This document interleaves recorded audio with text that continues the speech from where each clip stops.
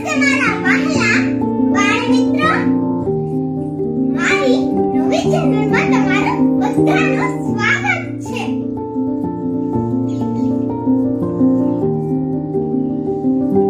મારી તીરુપાલ વાર્તા ચેનલને તમે વધુમાં વધુ શેર કરજો, સબસ્ક્રાઇબ કરજો અને લાઈક કરજો.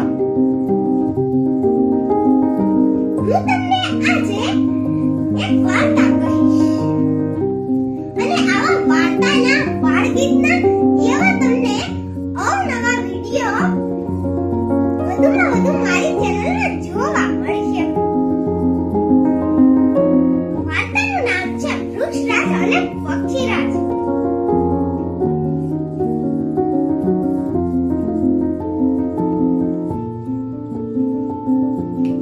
એક સરસ મજાનું નાનકડું ગામ હતું. તે ગામમાં એક રાજમહેલ હતો. તે રાજમહેલમાં રાજા પોતાના સૈનિકો સાથે રહેતો હતો. એકવાર રાજા શિકાર કરીને આવતો હતો. જ્યારે તે રાજમહેલમાં પ્રવેશ્યો ત્યારે તેણે જોયું કે બાકી બધા ઝાડ તો લીલાછમ છે અને જે એનું પેલું ઝાડ છે તે જ સૂકું છે. તેણે પોતાના સૈનિકોને પૂછ્યું, હે સૈનિકો, તમે આ બધા ઝાડને પાણી પીવડાવો છો પરંતુ એક આ ઝાડને પાણી નથી પીવડાવતા? સૈનિકોએ કહ્યું, ના રાજાજી, અમે તો આ બધા વૃક્ષોને પાણી પીવડાવીએ છીએ પરંતુ આ જે પેલું ઝાડ છે તે સૂકું રહે છે. અમે તેને રોજ પાણી પીવડાવીએ છીએ તો પણ તે સૂકું રહે છે. રાજાજીએ કહ્યું કે હવેથી તે જ વૃક્ષને હું પાણી પીવડાવીશ મારા હાથેથી. સૈનિકોએ કહ્યું, રાજાજી, તમે પાણી પીવડાવશો? રાજાજીએ કહ્યું, હા, હું પાણી પીવડાવીશ. પછી એમ કરતા કરતા રાજાજી દરરોજ એને પાણી પીવડાવે. જોતજોતામાં તે વૃક્ષ ખૂબ જ ઘટાદાર અને મોટું થઈ ગયું અને ત્યાં લીલુંછમ પણ દેખાવા લાગ્યું.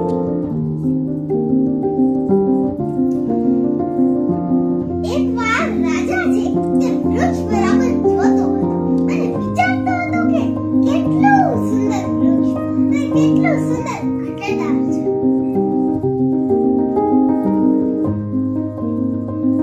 રાજાજી જ્યારે જઈ રહ્યો હતો ત્યારે તેને પાછળથી એક અવાજ સંભળાયો, હે રાજુ, ઊભો રહે, ઊભો રહે. રાજાજીએ પાછળ ફરીને જોયું તો તેને તે અવાજ સંભળાયો પણ પાછળ તો કોઈ ન હતું. રાજાજી તે વૃક્ષ પાસે ગયો. વૃક્ષે કહ્યું, હું બોલું છું.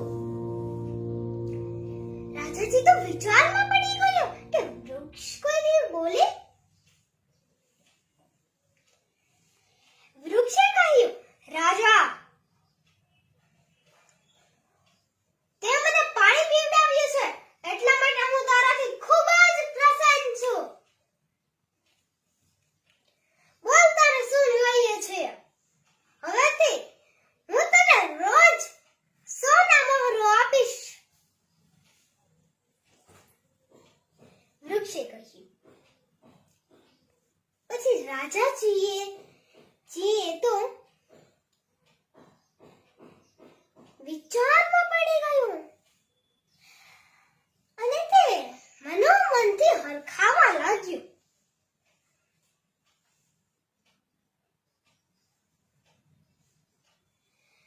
પછી જ્યારે કાલે સવારે રાજાજી ઉઠ્યો ત્યારે તેણે જોયું તો જે પેલું વૃક્ષ ઘટાદાર હતું ને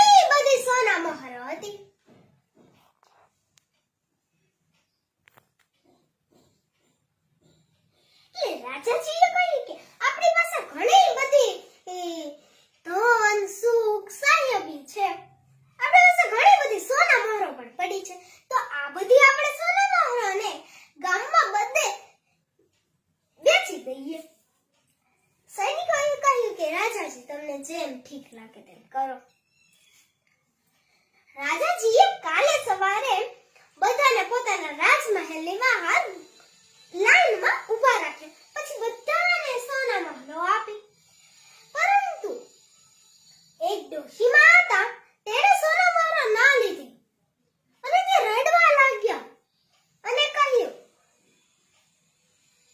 હે રાજા, અમારે આ સોના મહોરાને શું કરવી હશે? અમારે તો રોજ ને રોજ કોઈને મરવાનું હોય છે.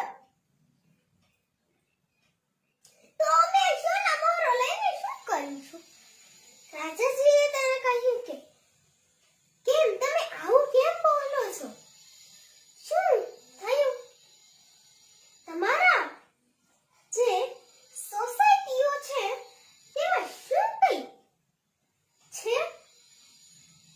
હોય તો મને જણાવો. તો તે ડોશીમાએ તેને કહ્યું, હે દીકરા, અમારા ગામમાં તો તેમાં એક પક્ષી આવે છે 7 વાગે. તે પહેલા તો નાનું હોય છે, પછી ખૂબ જ મોટું થઈ જાય છે અને કોઈ પણ એકને પોતાનો ખોરાક બનાવે છે. રાજાજીએ કહ્યું, તમે રડશો ના. આજે હું તમારા ગામમાં આવી, પહેલા તો તમે આ સોના મહોરો લઈ લો. એમ કહેતા કહેતા રાજાજીએ બધે સોના મહોરો આપી દીધી અને પછી પોતાનો ઘોડો લઈને તેની સોસાયટીમાં ગયા.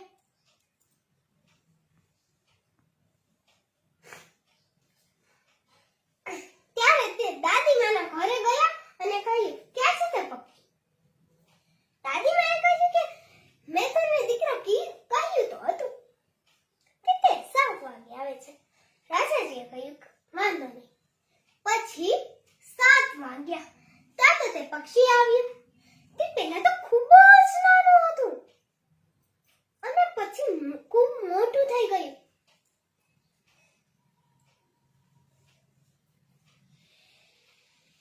પછી રાજાજીએ તે પક્ષીને કહ્યું, ઊભા રહો પક્ષીરાજ, ઊભા રહો. તમે આ બધા નિર્દોષને શું કામ મારો છો? શું કામ તેને ખાઓ છો? તેવું લાગતું હોય તો હું તમને ખાવાનું આપીશ. તમારે રોજ 7 વાગે મારા રાજમહેલમાં આવી જવાનું. પરંતુ તમે આ નિર્દોષની મોતનું કારણ ના બનો. પક્ષીરાજે કહ્યું,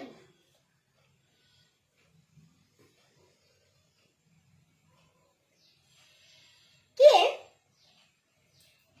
હે રાજનો, હું તારા આ સ્વભાવથી ખૂબ જ પ્રસન્ન થયો છું. કઈ વાંધો નહીં, હવે હું તારા રાજમહેલમાં આવીશ.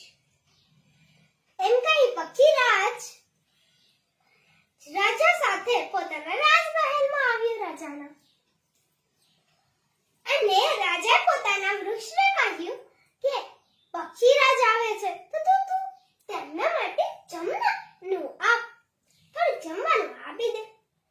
તો વૃક્ષે તો તેને માટે ખૂબ જ સારું જમવાનું આપ્યું. પક્ષીરાજ તે બધું જમવાનું જમી ગયો અને જતો રહ્યો. તેમ દરરોજ